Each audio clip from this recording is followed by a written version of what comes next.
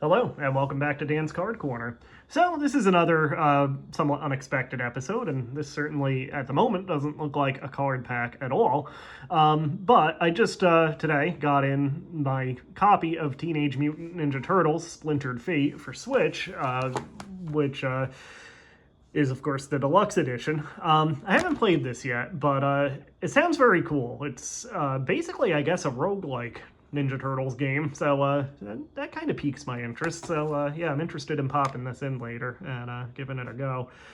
It's 1 to 4 players too, so certainly I know one buddy of mine that whenever we have a chance to hang out, hopefully sometime soon, maybe we'll give it a go, 2-player at least that way too.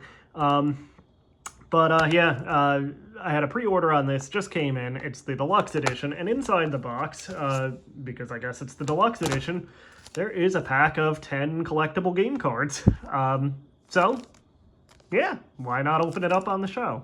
So I haven't actually looked into anything about this. It probably was in, like, the listing when I bought it, but I don't remember seeing anything about a card pack. I'm sure it was there, I just wasn't looking for it.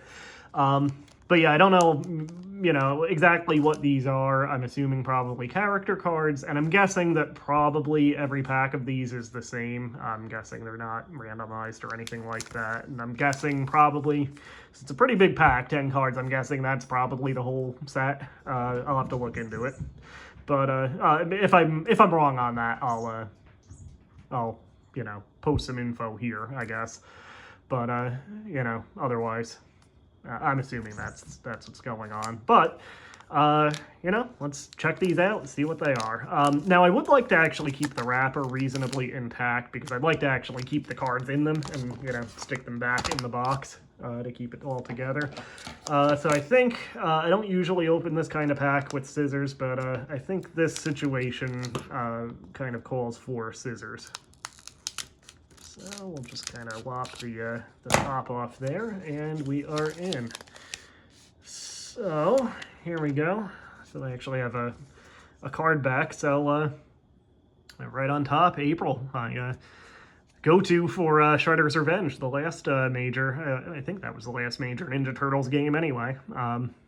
But yeah, I always, for any kind of fighting or beat 'em up type games, I always tend to favor smaller, lighter characters. And that's April for Shredder's Revenge. So yeah, she's actually my main character in that, even though, I mean, in like the previous Turtles games, I always favored Donatello when you had just the choice of the 4 turtles. Anyway, a brilliant young woman and former stock gen intern. She is the Turtles' closest and most trusted human ally. So I'm actually not sure which this is. I mean, it's Nickelodeon Teenage Mutant Ninja Turtles. That doesn't necessarily mean anything because Nickelodeon owns the rights to the entire franchise now. But with this logo here, I'm thinking this might be in the continuity of, I don't know, maybe the 2007 series.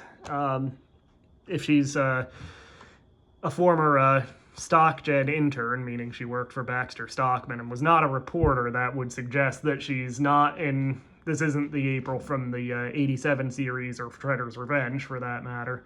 So yeah, different continuity or universe. But anyway, then we have, I guess these are stats and moves for the, in-game here. So yeah, it kind of gives you the set. So yeah, I guess April's not playable. Casey Jones is, because this sticker, I think he was like DLC in the original digital version of this. So yeah, I think he's playable in, as a DLC, which just comes with the physical version. So yeah, I guess April's not playable, which is kind of unfortunate for me because I actually wouldn't mind playing as her again after Shredder's Revenge. So yeah, we have Casey Jones anyway. There's my boy Donnie. So he restores 5 health upon starting an encounter. Tool charges 80% faster. I'll obviously find out what all of this means when I actually play the thing. Again, I've not actually played this. Time to test my hypotheses with my brains and my bow staff. There's Karai, who again is not playable because she was playable in Shredder's Revenge. In the continuity of this game, I guess she's actually an enemy. Yeah, I'm guessing that's what that denotes. There's Leo. These are pretty cool artwork, too. There's Mikey with a slice of pizza, because, of course, he is a party dude. There's Raph. There's Bebop and Rocksteady on one card. There's, of course, Shredder. And there's Master Splinter. No Krang, so maybe Krang's not in this either. I wonder if it's in continuity with the original, like the Mirage comics. If it has April, I mean, she wasn't an intern, I guess. In the Mirage comics, she was a programmer that worked for Baxter Stockman. But yeah, Krang was not in the Mirage comics either. So it's I don't think it's that. It's definitely not the 87 series continuity. But that's the fun thing about Turtles, you know, it constantly reinvents itself. And there's different versions. But anyway, the cards themselves, very cool. Nice glossy finish, too. Very sharp corners. They all have the same backs, of course. Since they are, you know, a collector series specific to this game. And again, I'm assuming that every pack that comes with every copy of this is the same, you know, set of cards. I'm assuming there are not, you know, actual other cards out there in this set. I wonder the Donnie one. I wonder what would happen if I sent that to, you know, Degree or SGC or, you know, one of the grading companies. Anyway, I wonder if they would grade that and put it in a slab. I probably won't bother. I'll probably just keep it all together and, you know, put it back in the pack like this and stick it in the case. Actually, I was gonna trim this up and save this as well, this sticker.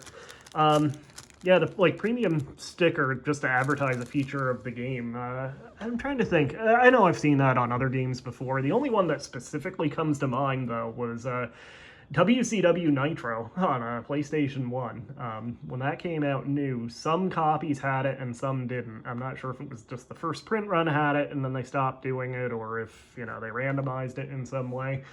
But the first run copy that I have, because I bought that game when it came out, had an NWO for Life sticker on like the cello wrap like this. But I trimmed that out of the cello wrap and stuck that in the case. So I still have that sticker from WCW Nitro, which is not even a good game, other than the rants on the select screen were good, but objectively not a good game. I did actually have a lot of fun with it, that being said, at the time. In terms of gameplay, though, WCW versus the World was easily the better WCW game. You know, Nitro was... Well, actually, Mayhem wasn't too bad. Nitro was, you know, definitely below versus the World, and I would say below Mayhem, too. And then, you know, Backstage Assault was bottom of the barrel. But anyway, yeah. My point, or my original point, is that I do actually have that NWO for Life sticker for my PlayStation 1 copy of WCW Nitro. So I'll do the same thing with this. Save it, stick it in the case. Actually, I didn't really look at it. There's actually some cool artwork on the inside of the case insert, too. Just a full cast picture there. So that's pretty cool, too. So anyway, that is what I have for this one. So thanks for watching. Hit like, hit subscribe, ring the bell. We'll see you again.